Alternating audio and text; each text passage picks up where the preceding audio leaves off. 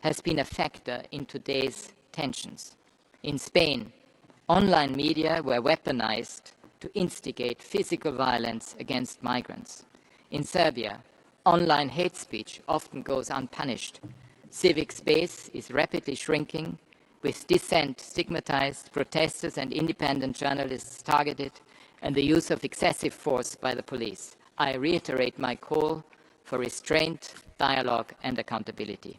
In Bosnia and Herzegovina, deliberately divisive narratives and historical revisionism continue to undermine peace and reconciliation. In the context of decades of dehumanization of the other, I welcome the recent initialing of a peace agreement between Armenia and Azerbaijan.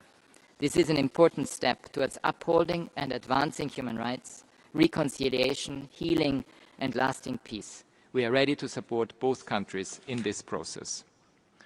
Freedom of expression is fundamental, but it does not protect those who use speech to spur violence and hatred. A growing number of leaders are now instrumentalizing freedom of expression to cover their own speech while silencing those who disagree. This must be called out each and every time.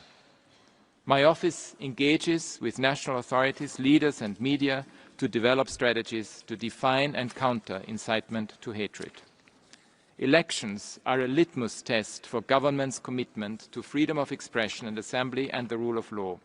Here, too, our human rights monitoring raises the alarm and helps to prevent violations. My office has been following preparations for upcoming elections in Cameroon, Côte d'Ivoire, Guinea, Guinea-Bissau, Malawi, Tanzania and Uganda.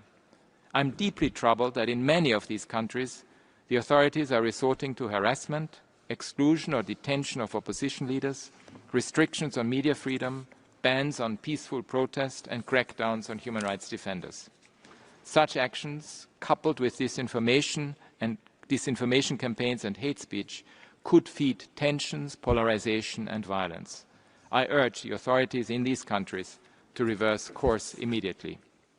Ahead of next year's election in Ethiopia, I am concerned about arbitrary detention of journalists and recent laws that may restrict freedom of association and expression. Against a backdrop of conflict in several regions, the Ethiopian authorities need to ensure conditions for fair, free and inclusive elections. I welcome the agreement for my office to establish a new presence in Bangladesh to support the transition process there. Excellencies, peace and security depend on full respect for human rights everywhere. When the Security Council, the General Assembly, this Council or other intergovernmental institutions discuss the human rights situation in a particular country, it is because this concerns us all in every country. The United Nations Charter gave birth to a new geopolitical era by enshrining the sovereign equality of states. National sovereignty is the foundation of multilateral institutions and international law. When states sign international agreements, they are exercising their national sovereignty, not limiting it. And with that sovereignty comes responsibility. Sovereignty does not mean ownership of people. All governments have a duty to treat all their people, including their political opponents, fairly, to protect them from harm and to respect their fundamental human rights. When they abandon that responsibility, it affects us all. Multilateral conventions and agreements have won incredible support over the past 8 decades and continue to do so today. As sovereign states sign up to them, they guarantee greater freedom and protection for their people. Bhutan, Cameroon, Eritrea and Lebanon recently ratified the Convention on the Rights of Persons with Disabilities. Dominica ratified the Convention Against Torture and Bangladesh ratified its optional protocol. Malaysia and Vietnam have abolished the use of the death penalty for certain crimes, and I am pleased to report that some member states are increasing their engagement with special rapporteurs and treaty bodies. Cuba, the Democratic Republic of Congo, Dominica, Guatemala, Iceland, Rwanda, Saudi Arabia, Senegal, Singapore, Suriname and Zambia recently accepted visits by special procedures mandate holders after more than 5 years. Libya recently accepted the jurisdiction of the International Criminal Court for alleged crimes committed between 2011 and 2027. These are not empty gestures. They are tangible acts of leadership and responsibility. They confirm that the international system benefits states and their people in concrete and specific ways. When sovereign states fail to uphold perpetrators of the gravest crimes to account, it is important that others are able to step in through the principle of universal jurisdiction exercised in accordance with international law. For example, in Germany, a Syrian colonel of the former regime was sentenced to life imprisonment for crimes against humanity that took place in Syria, and a court in the Netherlands convicted a corporate executive for complicity in war crimes in Guinea and Liberia. And a federal court in the United States convicted a Gambian national on charges of torture. Within sovereign states, stakeholders beyond the government can also step up for human rights. I'm very encouraged by the growing number of cities and regions that are integrating human rights into urban governance. Cities have long been cradles of diversity and freedom, values that test authoritarian rule. Our recent guidelines set out exactly what cities and regions can do to protect their people and their rights. National human rights institutions are another important defense against discrimination, abuse, and the erosion of the rule of law. For example, the NHRI in South Africa is taking legal action to address hate speech. The NHRI in the Philippines has highlighted the impact of fossil fuels on the human rights of marginalized groups. Support for the independence and effectiveness of these national institutions is crucial.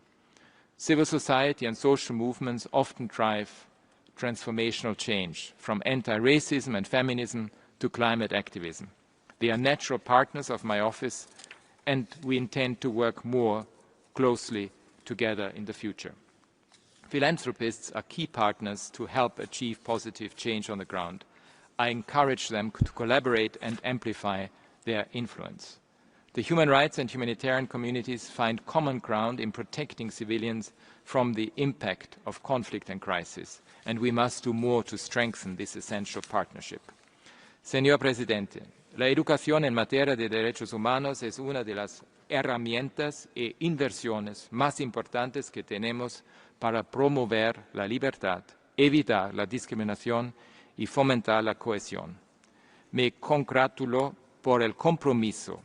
Human rights education is one of the most important tools and investments that we have to promote the future of our young people. I am delighted at the commitment and progress of some member states, from Guyana through to Mongolia, the Middle East and South Africa. We're supporting efforts to develop human rights study plans to raise up the voices of young people and to promote civic participation.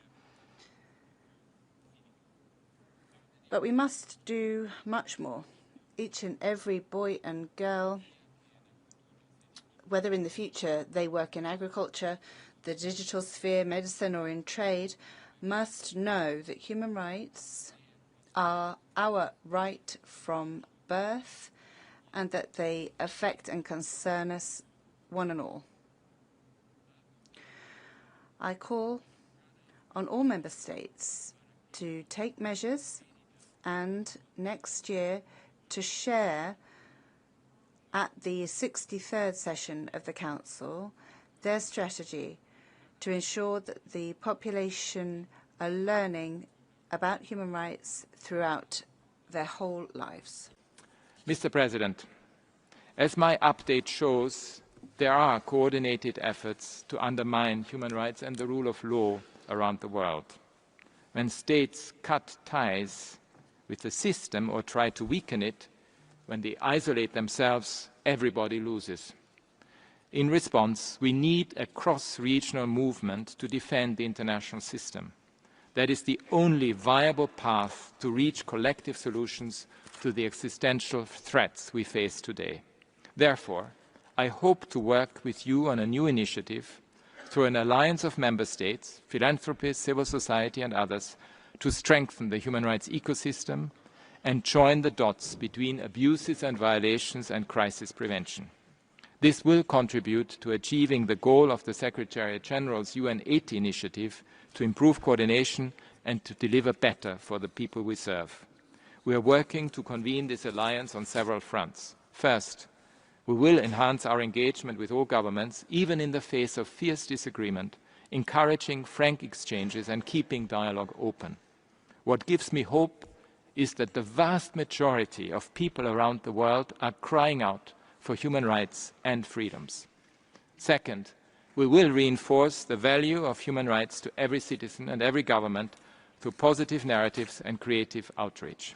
Third, we will harness innovation for human rights, including AI, by strengthening our partnerships with tech companies, academics, civil society, and more. Fourth, we will develop and grow support for the human rights economy together with our partners. And fifth, with your support, we will bolster sustainable funding for human rights work by identifying new avenues and models. Because history has shown time and again that no one is safe when human rights are under attack. Abuses committed against one group are always part of a broader pattern of oppression and lead to the wider erosion of fundamental freedoms. Human rights are meant to challenge our assumptions, to identify the blind spots and encourage self-critical reflection, because no one is perfect. Our human rights mechanisms are one of the only parts of the multilateral system that has teeth. I encourage you to use them. Engaging with my office and the human rights system as a whole is valuable not for engagement's sake, but to achieve tangible progress for people everywhere. Together, we must refuse to back down in the face of discrimination, distortion, and lies. Together, we need to safeguard 80 years of progress on freedom, equality, and justice. Thank you. Merci beaucoup, Monsieur. Thank you very much indeed, High Commissioner.